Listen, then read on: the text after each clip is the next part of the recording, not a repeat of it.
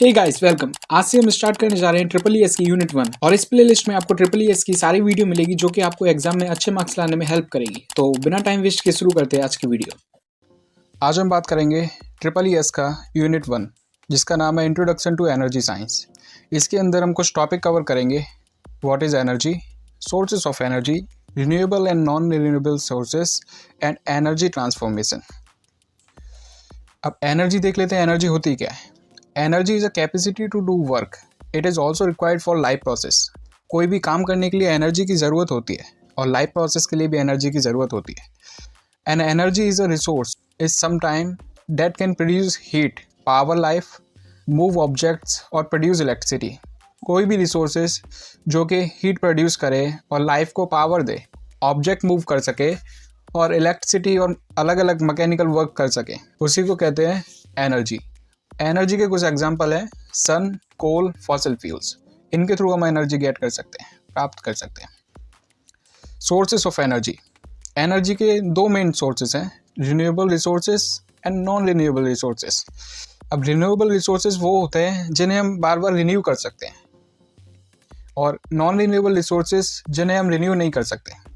Renewable resources के अंदर ये 6 टाइप की रिसोर्सेज आती हैं। Solar energy which we get from sun, geothermal energy, it's a heat energy which comes out from the earth crust. धरती के अंदर से जो हीट प्रोड्यूस होती है वो जियोथर्मल एनर्जी होती है।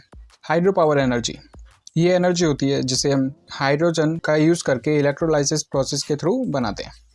बायोमास एनर्जी, ये वाली एनर्जी हमें मिलती है ऑर्गेनिक मैटर से, जस्ट लाइक एनिमल्स का जो वेस्ट होता है काउ डंग, उसके थ्रू हमें बायोमास एनर्जी मिलती है। Biological energy, this energy needed for life process. Wind energy, the energy which we get from wind is known as wind energy. Non renewable resources, ये वो resources होते हैं जो कि आने वाले कुछ टाइम में ख़त्म हो जाएंगे। इसके भी 2 टाइप होते हैं, न्यूक्लियर एनर्जी और fossil fuel energy. Fossil fuel further divided into 3 types, coal, petroleum और नेचुरल गैस। इन सभी टॉपिक्स को हम आगे डिस्कस करेंगे इसी वीडियो में। तो अब देख लेते हैं रिन्यूएबल रिसोर्सेज क्या होते हैं। अ renewable resources is a resource which can be used repeatedly and replaced naturally. ये वो रिसोर्सेज होते हैं जिन्हें हम बार बार यूज़ कर सकते हैं और नेचर इसे अपने आप रिप्लेस कर देता है। जैसे सन एनर्जी हुई, आज हमने उसे सोलर पैनल के थ्रू यूज़ कर लिया इलेक्ट्रिसिटी जनरेट करने में, तो कल फिर सोलर एनर्जी आएगी जिसे हम और भी यूज़ कर सकते हैं, रिपीटेड यूज़ कर सकते हैं। Renewable energy is an energy which come from natural resources such as sunlight, wind, rain, geothermal heat, which are renewable, which can be renewed. Non-renewable resources, these are the resources which will end in next some years and we cannot renew these resources. हम इन्हें दोबारा नहीं बना सकते हैं because these resources take millions of years of formation like fossil fuels, petroleum. Renewable resources के अंदर आता है solar energy, the light and heat that come from the sun. जो लाइट और हीट आती है सन के थ्रू। Solar energy is the radiation the sun capable of producing heat. जो रेडिएशन होती है वो कैपेबल होती है हीट प्रोड्यूस करने में, कॉजिंग केमिकल रिएक्शन और जनरेटिंग इलेक्ट्रिसिटी। ये जो रेडिएशंस होती हैं ये केमिकल रिएक्शन को भी कॉज कराती हैं। जैसे फोटोसिंथेसिस में केमिकल रिएक्शन होती है, फोटोसिंथेसिस होती है, वो सनलाइट के प्रेजेंस में होती है और जनरेटिंग इलेक्ट्रिसिटी जनरेट करने में भी यूज़ होता है। इसके बाद हम आते हैं विंड पावर पे।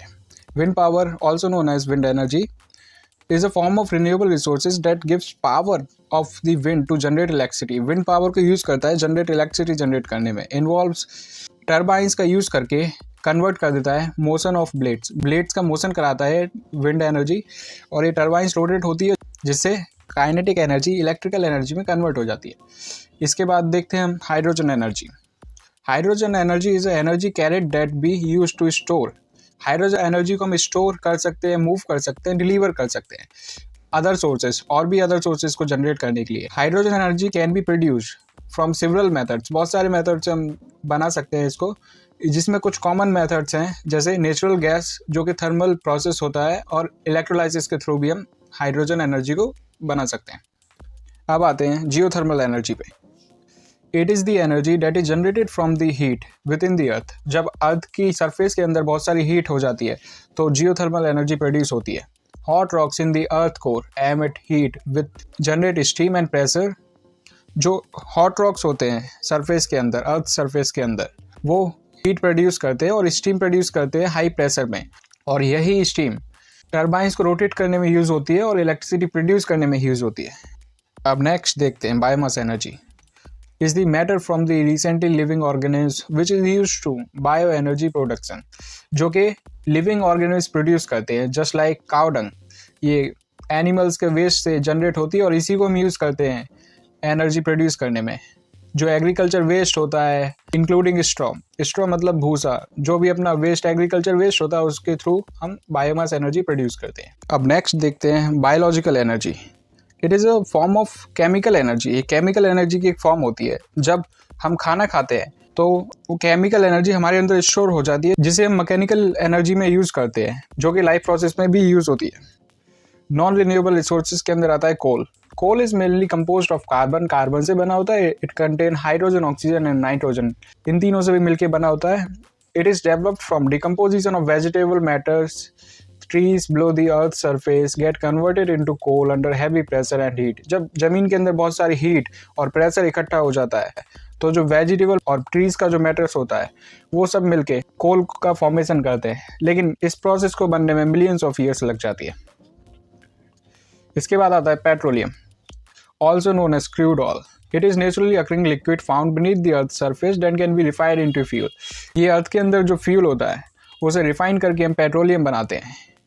ये आप देख सकते हैं, इसमें क्रूड ऑयल को पेट्रोलियम ऑयल में कन्वर्ट किया जाता है रिफाइनरी के अंदर। पेट्रोलियम इज फॉसिल फ्यूल्स होता है। Petroleum is created by decomposition of organic matter. Organic matters का डिकम्पोजिशन होता है प्लांट्स और एनिमल्स का, जब जाके बहुत सारे टाइम के बाद ये फॉर्म होते हैं। And this fuel is use to power vehicles. Vehicles को पावर देने के लिए, हीटिंग यूनिट्स एंड मशीन्स और हीटिंग यूनिट्स को चलाने के लिए।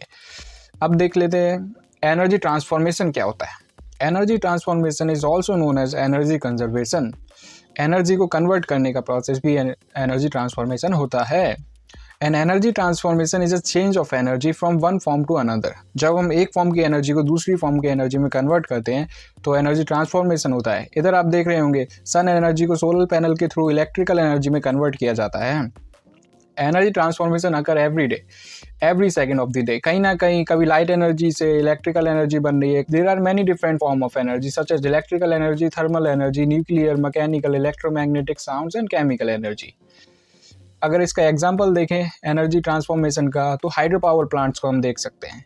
ये डैम्स जो होते हैं इसमें हम वाटर स्टोर करके रखते हैं और वाटर को एक अच्छी हाइट से नीचे गिराते हैं ताकि उसमें पोटेंशियल एनर्जी डेवलप हो सके और पोटेंशियल एनर्जी को हम काइनेटिक एनर्जी में कन्वर्ट कर सकें और इसी काइनेटिक एनर्जी के थ्रू मैकेनिकल एनर्जी को जनरेट कराते हैं और यही मैकेनिकल एनर्जी इलेक्ट्रिक एनर्जी में कन्वर्ट कर दी जाती है। Thank you. इस वीडियो में इतना ही, मिलते हैं अपनी नेक्स्ट वीडियो में।